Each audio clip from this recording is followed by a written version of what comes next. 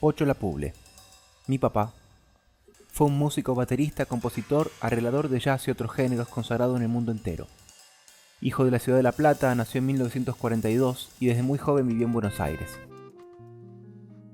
Un año después de su muerte, en 2009, me junté con una valija con discos, fotos y composiciones suyas, entre las cuales había una partitura titulada El Peje, apodo que me había puesto un amigo de él.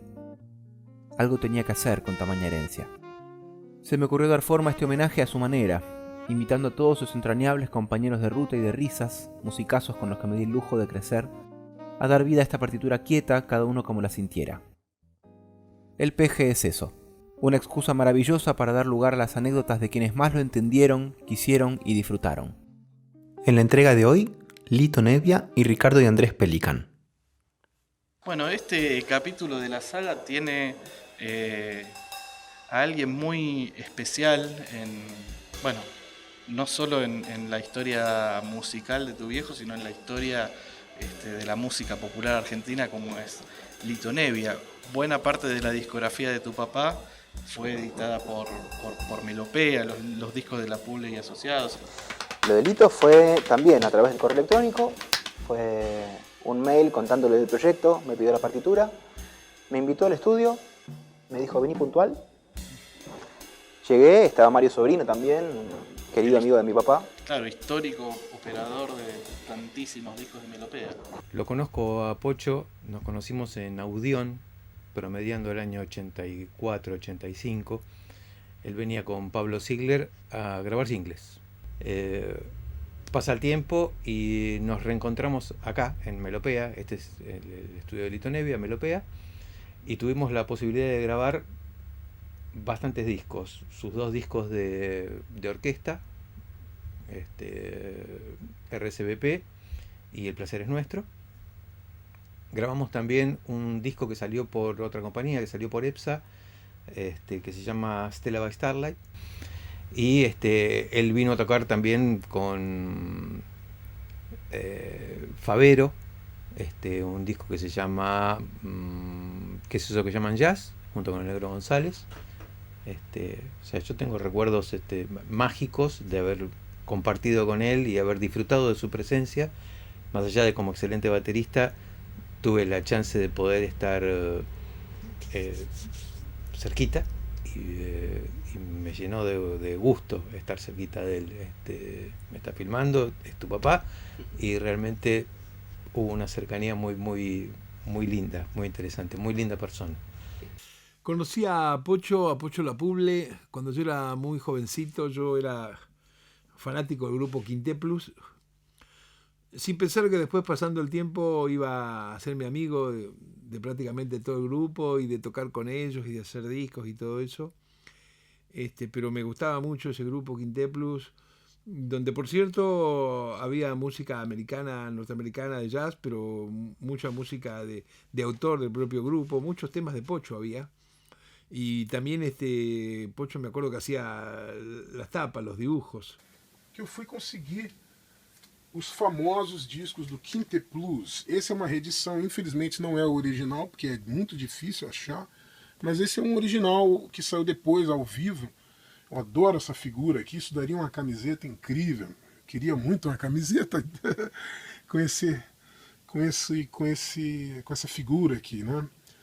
Então é isso, Pocho Lapuble é capítulo importantíssimo na história da música argentina. Salve Pocho Lapuble.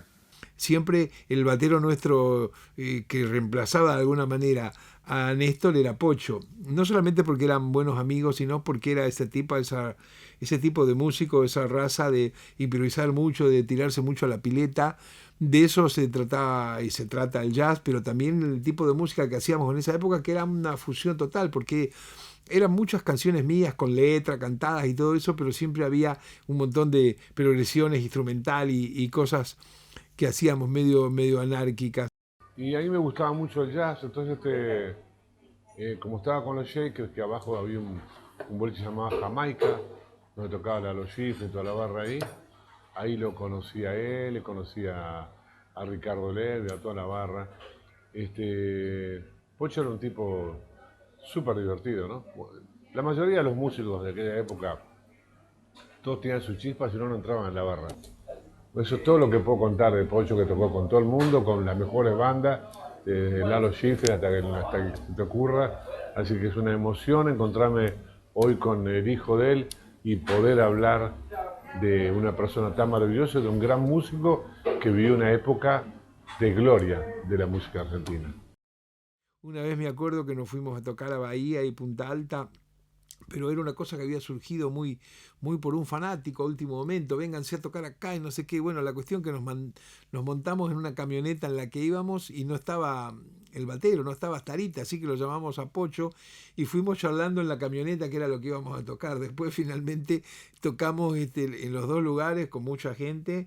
Y venía toda la gente a felicitarnos y a decirnos cuánto hace que tienen este grupo, cuánto hace que están tocando, como si hubiéramos hecho un ensayo increíble. Y en realidad lo que había pasado era esto que pasa a veces en la música, ¿no es cierto? Que es llevarte bien con una persona y parece que te conoces de toda la vida, y también parece que el entendimiento musical es que pasa por ahí, ¿no? Esa es la historia.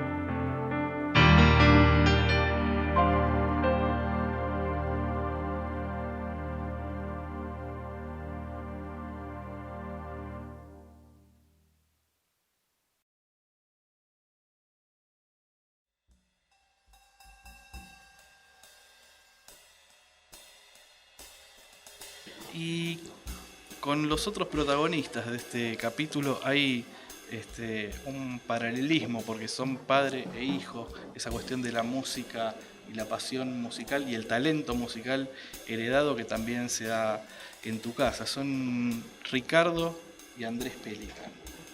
Exactamente. Me imagino que algo también de esa intención, digamos, familiar hubo a la hora de pensar en ellos para integrar este seleccionado de notables. Sí, por supuesto. Bueno, y con vos y tu papá, de hecho, pasó. Bueno, hay mucho padre e hijo en el jazz. Y fue buenísimo verlos trabajando juntos. Eso es algo que me hubiera encantado vivir a mí.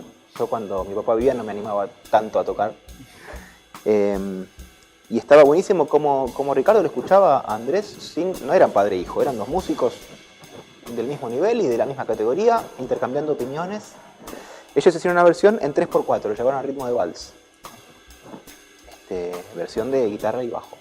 Bueno, que digo, El Peje es una canción que te dedica tu papá a vos, y no es la única, y una de las canciones ya medio clásicas, digamos, es el Pepis Waltz. O sea, no es el primer vals del cual sos inspirador. Muso inspirador. ¿No? Pelican es organizador de un impresionante festival de jazz gitano todos los años, convoca grupos de afuera, no tienen mayormente sponsor, lo hace realmente por su amor hacia Django Reinhardt y todo lo que le representa ese estilo. Y él no solo toca en esa onda, sino está dentro de un jazz más moderno, puede tocar flamenco, puede tocar otro tipo de cosas que lo convierte en un profesional de primera. yo estuve presente el día, Andrés tenía creo que 14 años, que fue con Ricardo a comprar su primer instrumento, su primer bajo, que no se lo compró el padre, sino fue con la guita que iba juntando Andrés que le iban regalando en cumpleaños y demás. Rompió el chanchito y compró feliz su primer bajo, que fue realmente un día muy lindo. Bueno, mi relación con Pocho es particular porque yo en realidad no lo conocí personalmente. Lo conozco por un montón de historias que me ha contado mi papá y otros músicos. Aparte obviamente por videos, por discos. Mi viejo mismo tiene VHS tocando con él. VHS, aunque no lo crean, que ya serán digitalizados. Bueno, pero lo interesante es que hay un estándar de jazz muy famoso que se llama Stella by Starlight, que cuando yo era chico y lo estaba estudiando, mi papá me dio un disco muy interesante con muchas versiones de un montón de pianistas argentinos del mismo tema. La verdad que un planteo interesantísimo, y Pocho era el productor.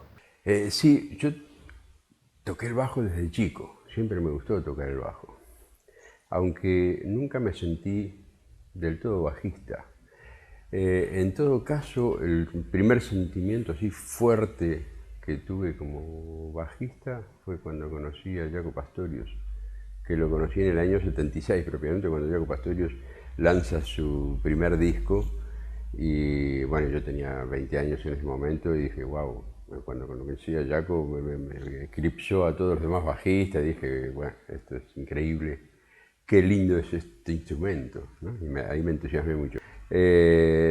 Pero bueno, yo estudiaba y tocaba mucho para mí el bajo, a veces tocaba con gente, qué sé yo, pero nunca me consideré un bajista. Sí, guitarrista. Pero en esa época, en la Argentina, bajistas no abundaban, no había. Entonces me convocaban mucho para tocar el bajo. Y bueno, a mí me gustaba porque tenía acceso a los pianistas que como guitarrista no tenía. Es decir, Santiago Jacobi, McLean, Babi López-Furs, José Wiesenberg, no me acuerdo ahora, pero qué sé yo, 10. El asunto es que cuando yo era muy jovencito, tendría 19 por ahí, Héctor López-Furs, violinista, me dice, Ricky, hay un trabajo en Monte Grande para hacer con Pocho La Puble. Vamos, ¿venís como bajista? Sí. Yo sabía quién era Pocho La Puble, la puta.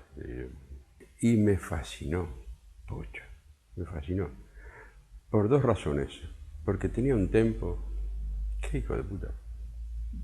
Un tempo en el que uno se siente cómodo subiéndose a ese tempo. Te subías ahí, Pocho tenía un tempo infalible.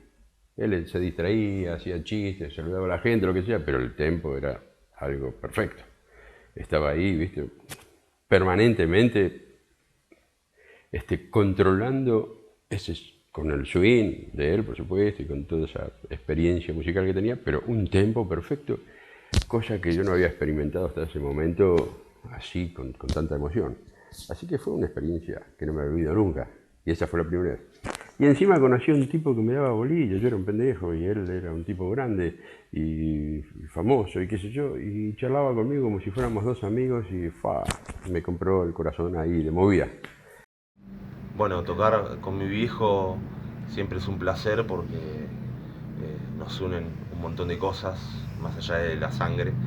Nos gustan muchas músicas similares. Bueno, él aparte fue mi maestro, así que suceden un montón de cosas cuando estamos tocando.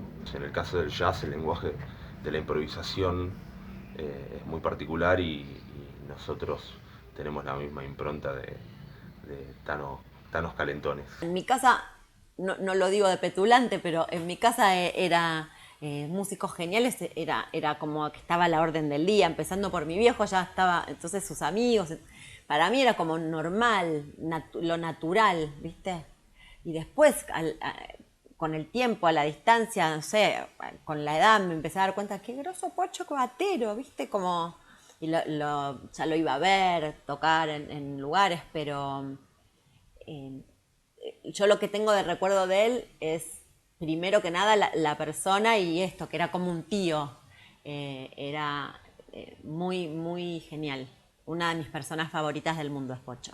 Verlo a Pepo ahora tan hombre, pero yo lo vi tan jovencito, tan niño al lado de su padre, y a mí la relación padre-hijo, sin que haya sido un fracaso la mía, de todas maneras por edades, por distancias que hubo, no se dio de esa manera. Siempre tengo mucha ternura para observar ese tipo de relación, así que me quedó eso también en el corazón. Así que a los 17 años termino la secundaria y abrimos La Tranquera. Dije, bueno, ¿qué quieres hacer?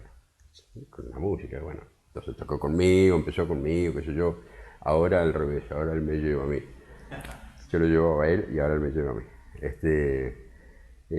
Lo único malo, digamos, de tocar con tu hijo es que la pizza la seguís pagando vos, ¿viste? Esa es la parte mala, digamos, ¿no?